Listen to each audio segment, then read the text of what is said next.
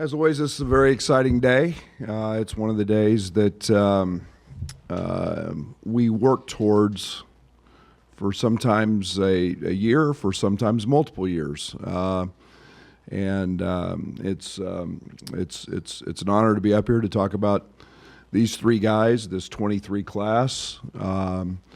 It's not done without a ton of hard work by our staff.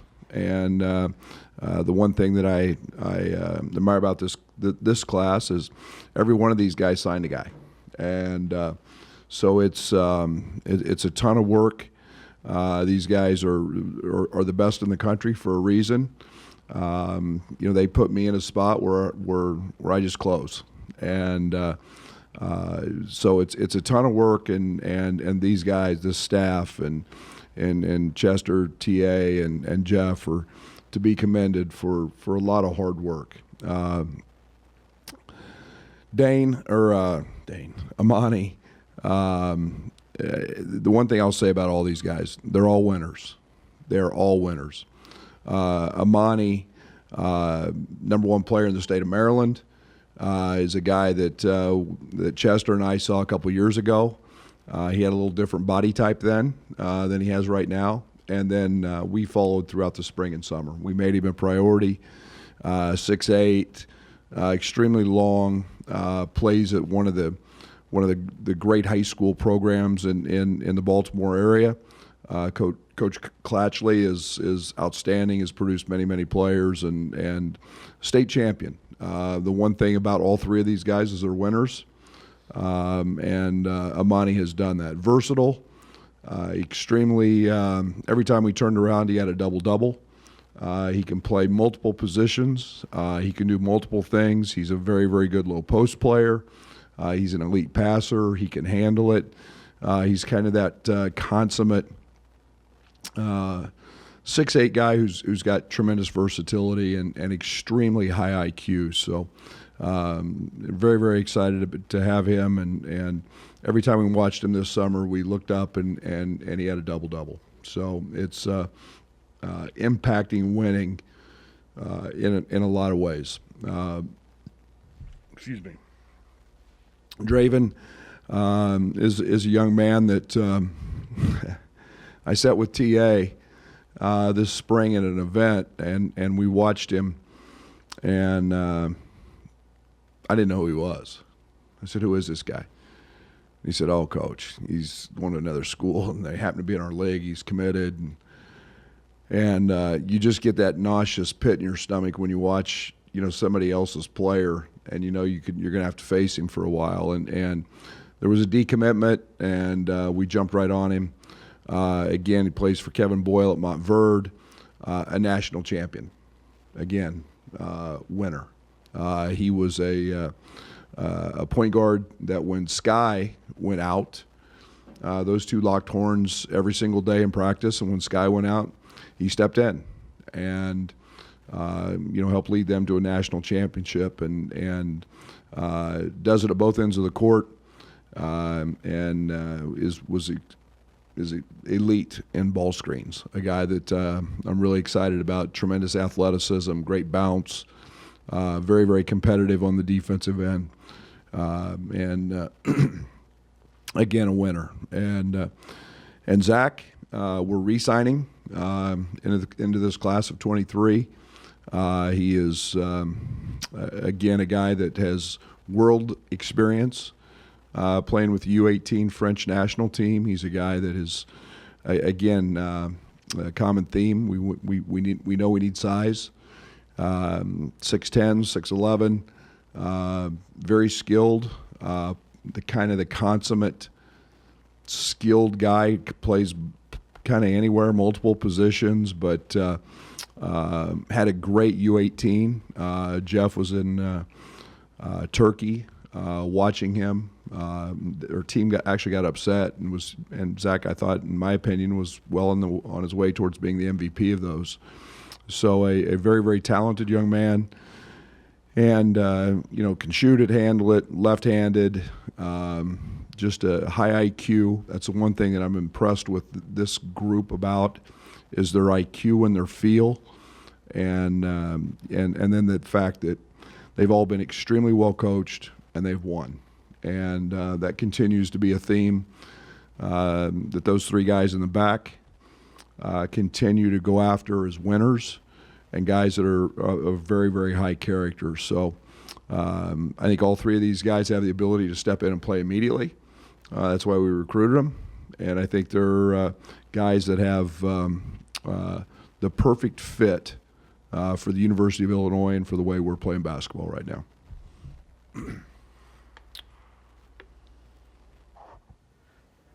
Brad, from how you've described many of your players in your current roster and this signee class, I hear the word versatile, multiple positions a lot. How much is this the trajectory of the future, the current and the future that you need? It's the way we're taking it. We're looking for all those guys, and they're all different. They all have versatility, but they all do different things at a different with different strengths and weaknesses. That's the kind of the trend we're trying to take it towards, and we want to do that with some size, but we also want it with speed and athleticism. And I think you've seen that, just a small taste of that in this class. But you've got to have IQ, you've got to have feel, and then you got to be multidimensional. And I think that's something that we're very, very excited about with this group, and we add that to something we've continued to build. And again, I can't say this enough. I mean, our staff does an unbelievable job, and they're the best in the country, and these guys fit exactly what we're trying to do. Coach, what's Zach's status? Is he going to have to spend the whole academic year at Sunrise? He'll be in the 23 class. So he'll arrive on campus? Yeah, I'm not talking about their academics, so he'll be in the 23 class. Thank you.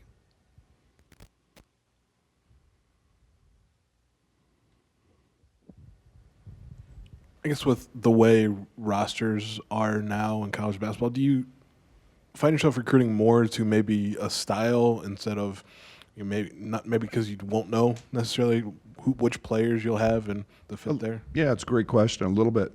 I think that we know that we've again. I'll go back to Kofi a little bit. You go back to Kofi, and he was so unique, and we weren't going to ever turn that down. But those guys are very hard to find, and so going out and getting guys that are multi-dimensional, have versatility, have guys that can do a lot of different things, and yet you still have to have some size, and you still have to have guys that can crack the paint, and so it is more a little bit about the style. You've got to have shooters, and so we're it's a very broad swipe, in terms of the recruiting, in terms of the skill set, but we'd like to have all those bases touched, and we feel pretty comfortable with the way we're trying to play and the athletes we're trying to go get. You've had success with deep stables of guards to add Dre to Sky and Jaden and Sincere. How does he fit alongside those guys? What made him the right piece to pair with those guys? He's really athletic. He can really guard. He can really shoot it, and he's great in ball screens. And you guys know me that I don't. I'll put 3 of the 4 on the court at the same time. And he's tough. His IQ. And I should mention, all 3 of these guys are outstanding students as well. So, when you got IQ and you've got a skill set that allows you to play in ball screens, then it becomes about matchups, and then it becomes about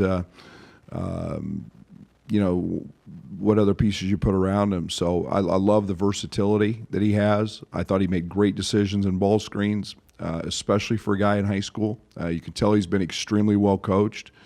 They play all the best teams in the country, and that's something that again, he's got that wealth of experience, and he's got a national championship. And I mean, you're a point guard on a national championship team. You're doing a lot of things right, and you put him with what we've got, and it's very exciting.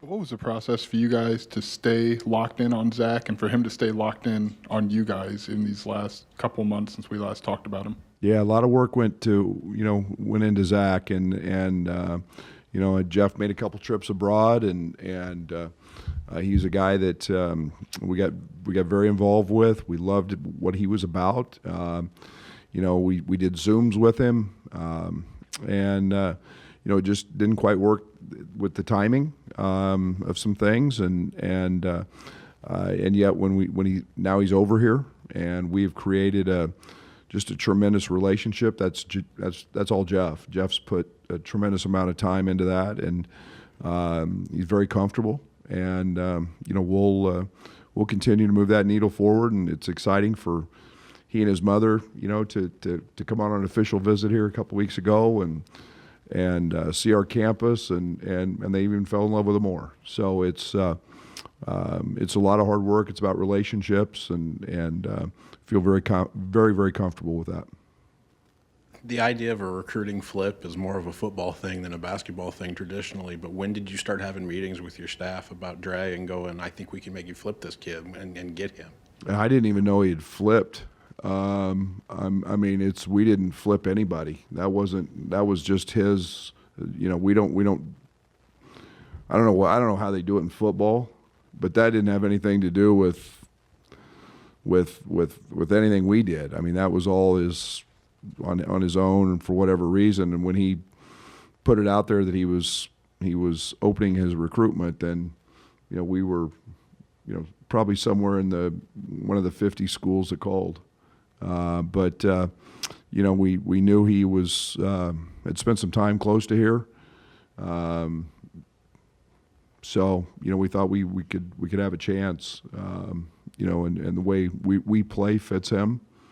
So it was, again, TA doing a great job and getting him here, and built a relationship, and it was a little quicker process than the other two.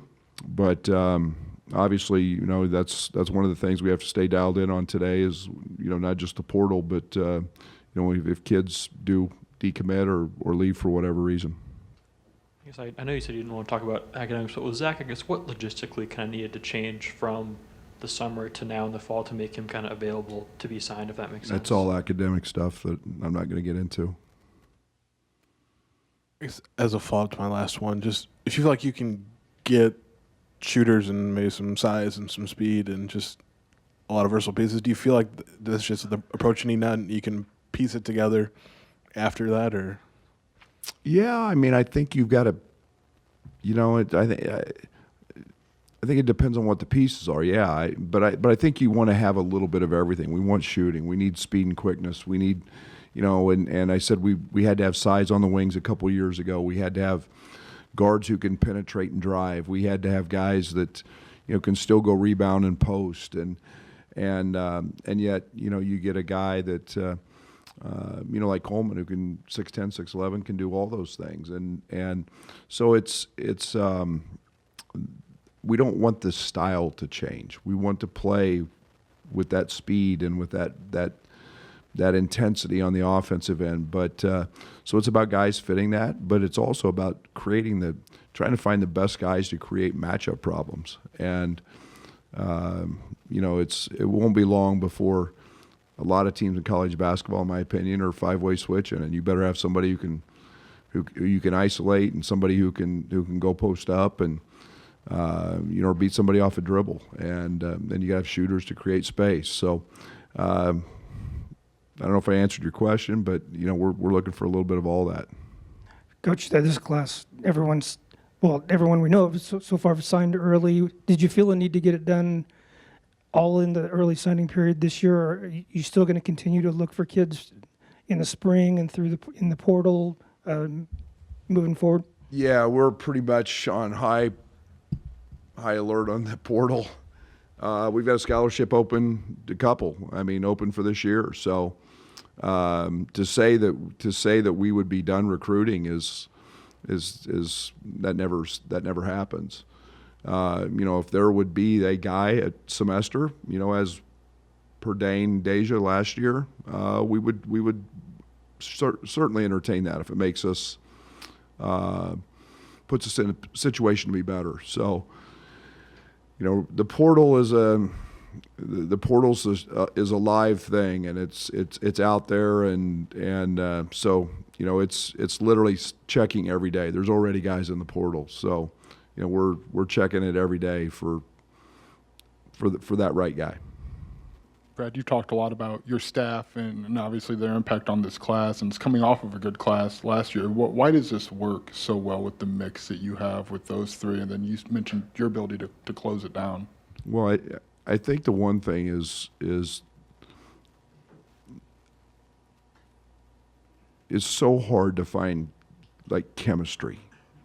All three of those guys get along great. All three of those guys make it work together. And they're talking all the time. They're communicating all the time. They've got different areas, but they're always checking with each other. Hey, do you know somebody here? Do you know somebody there? I need some help here. I need some help there. It's just a tremendous amount of communication.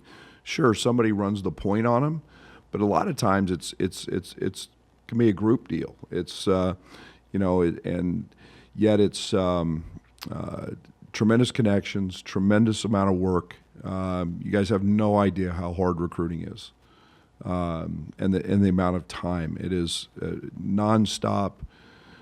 Surrounding a recruit and with all of the people that you have to communicate with and talk to is very hard, and it takes a lot of time. And again, these guys set me up, throw me a softball. I a lot of times just have to step in but it's these guys are great, man. These guys do an unbelievable job, and I wouldn't be near as good a head coach, and this wouldn't be near the program it is if it wasn't for those three guys sitting back there, and all their hard work and their ability to find players in any part of the world. Brad, this is a first year. Brett in the back. It's first year with NIL world. Now you've had an opportunity to show kids. How much did that play into this class and NIL and the opportunities that are here? Oh, I think everybody looks for different things. I think to say NIL wouldn't be an issue would probably not be true. I think it's been something that players can look at, and if you come to Illinois, then this. And but I think it's also the education piece. I think it's also the opportunity. I think all three of these guys want to play. They know that the way we play. So I think there's so many factors in that. I think that I think one of the things that these three guys do, we don't recruit a ton of guys. We get pretty narrow in terms of who we want, what we go after, and I think that helps us in the recruiting process because it becomes a lot of love for those guys, and we know who we want to go get. So, the NIL world, it's there. There's no doubt. We don't run from it. We don't. But again, it's the character over characters thing is a pretty big deal, and our guys are in our players probably sell NIL as much as anything from the standpoint, they can come here and say, if you come here, then this is what's possible. What was sort of the process of this class coming together when you had a guy like Amani was maybe longer term recruitment, Dre was quicker, Zach was international? I mean, it's all sort of very different. Just coincidence, really. I mean, I'd like to hope that they were all, I mean,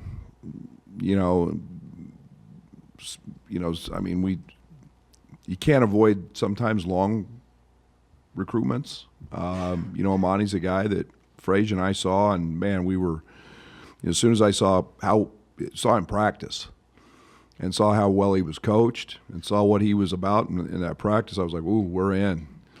And, that started there. And Frage did an unbelievable job. He's never wavered on this kid. And so it takes longer. We can't help the fact that, Draven was committed to another place and decommitted, and that was shorter. And, Jeff's been a couple years in the process on, on Zach. So they're all different for differing reasons, and now we'll probably get into the world of the portal, and that's speed dating, and that's 5 minutes or 2 days or whatever it is, but it happens very, very quick. You mentioned not changing stylistically. How much of what you're doing with Coleman at the 5 is similar to what you envisioned for Zach? I know Amani can play 4 or small ball 5. How do those guys with their skill fit what Coleman's doing too? Oof. Think about multiple guys out there like that. Think about, goodness. That's whether it's that's what I go to bed and dream about every night. Is guys that with that versatility, and it doesn't matter if they're 6'8", they're 6'11", they're 6'4". When you've got that kind of skill set, that's the stuff that really excites a head coach. So we're starting to see a little bit of that evolution with Coleman, and Dane can do some of those things and gives us a little different look in the interior. But and both these guys have post-up skills as well. So I love the versatility of them. The coaching staff, did you have a conversation? I know you've been with Jeff obviously for a while. I'm looking for X, Y, and Z, or is when you first met them in terms of kind of those intangibles, or was that something that they just picked up on? I guess was there a direct conversation, or how'd that come together? No, it's been both. These guys do they find out pretty quick what I like, and I don't mean this to sound the other way. Their job is to put players out there that I can coach, and that we want to coach, and we talk about the style and what we like, and how it all comes together. And we've been talking about this since they got here. Since Jeff's obviously been around me longer than my kids are, old. But and TA and Chester, that's one of the things we talked about when we came in, exactly what our plan was and what we were looking to do. And yeah, we had big Cove, but things had to be different. And man, these guys, that's how smart these guys are. It's how good these guys are. They've picked up, and we knocked it out of the park last year, and we did it again this year. And these guys jumped right on that, and we've turned guys down because they don't fit our character piece. And that's something that's their world. They have to know whether I can coach guys or not. And that's why they're really good. Coach, just one kid from the state of Illinois in the last 2 classes, and Ty was kind of an import, right, from Michigan. So is that just the reality of the recruiting landscape now? And would you like to have more kids from the state? I want good players. Absolutely. We want to be able to keep our best players at home. But again, it's important to me that, because I know that there's no place that takes care of their own like this place. I can't get into future recruiting, but it's cyclical sometimes, and it happens. But I do think that this state has some of the best high school basketball in the country, and we're going to continue. It's got great coaching, and we're going to continue to recruit those guys as they fit our needs as well.